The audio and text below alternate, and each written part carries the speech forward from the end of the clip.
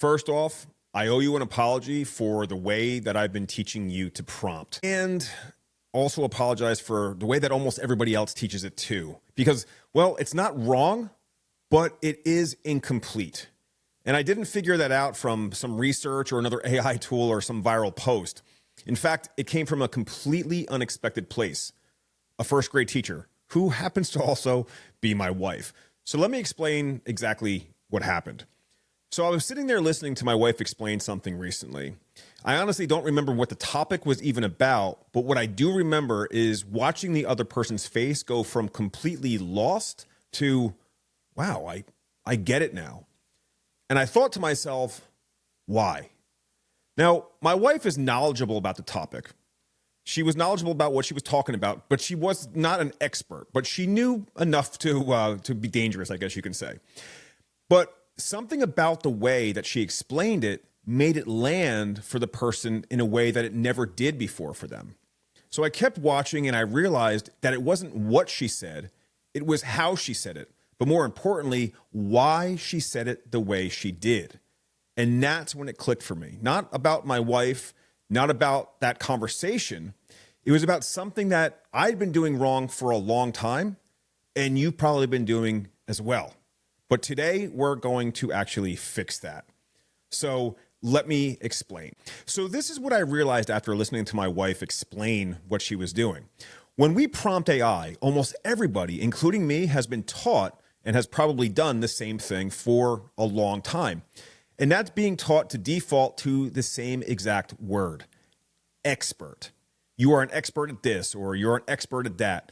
And that word feels like that's what we should do. It feels like you're giving the AI some credibility, knowledge, some authority, or you're giving it a constraint to just not give you information. But here's the problem.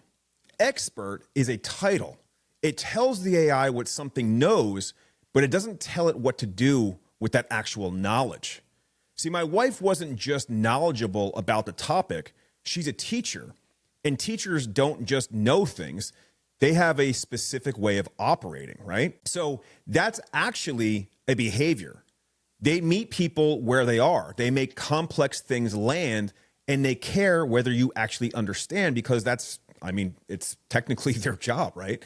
So they need to make sure that you understand it, not just that they explained it to you. Because teaching is not expertise, it's something entirely different. When I realized that the word expert had been leaving the most important part out of every prompt that I've ever written, and probably you too. So let me kind of show you what this actually looks like in practice. So I took the same topic and wrote two prompts. The only real difference was the role that I actually gave it. The first one, I gave the role of an expert. The second one, I gave the behavior of a storyteller. Same topic, same question, but a completely different result. So here, take a look real quick. So the expert response gives you information. The storyteller response gives you understanding. One of those is probably what you actually wanted when you typed that prompt, right? You just didn't know exactly how to ask for it until now, right? So this is actually how you use this, and it's a lot easier than you think. First, stop starting your prompt with what something knows. Start with what it does, right? Basically, the formula looks like this. You are a behavior who specializes in a topic. And that's really it. That's the entire foundation, right? So here's some examples. A storyteller who specializes in technology, or a coach who specializes in productivity, or a translator who specializes in finance. The big thing to remember is behavior first, expertise second. And if you really want to take it to the next level, you can add an entirely new layer, tell it who it's actually talking to. So for instance, you are a storyteller who specializes in technology, explaining this to someone who uses AI every day, but has never looked under the hood. Now the AI knows what to do, what to talk about, and who it's actually talking to. That is a completely different prompt than you are an expert that comes out with completely different responses. just think about the kind of responses you can get from other types of behavioral modifiers, right? And don't worry, I got you covered there. You don't have to try to figure this out yourself. I'm going to give you an entire list of behaviors that I created for you that you can steal. So you'll be able to find that actually in the Notion doc in the description. So what I want you to do is try some of these out and see what kind of responses you get by starting with the behavior first.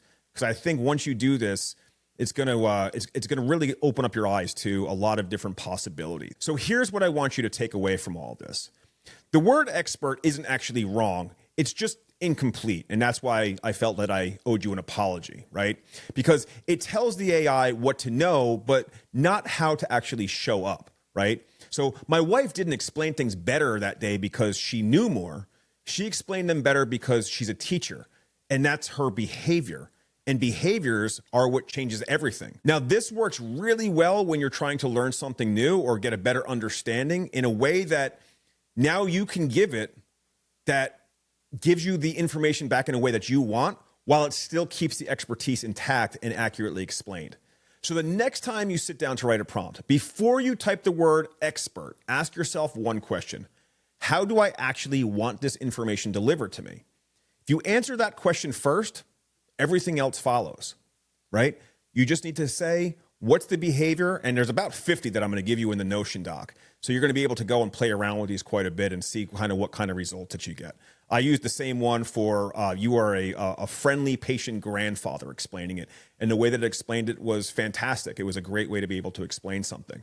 And I think once you play around with this and see this and still get that expertise from the actual response, you're going to see how much this opens up the door to other possibilities and getting other descriptions or other ways and ideas rolling through your head to explore this even further.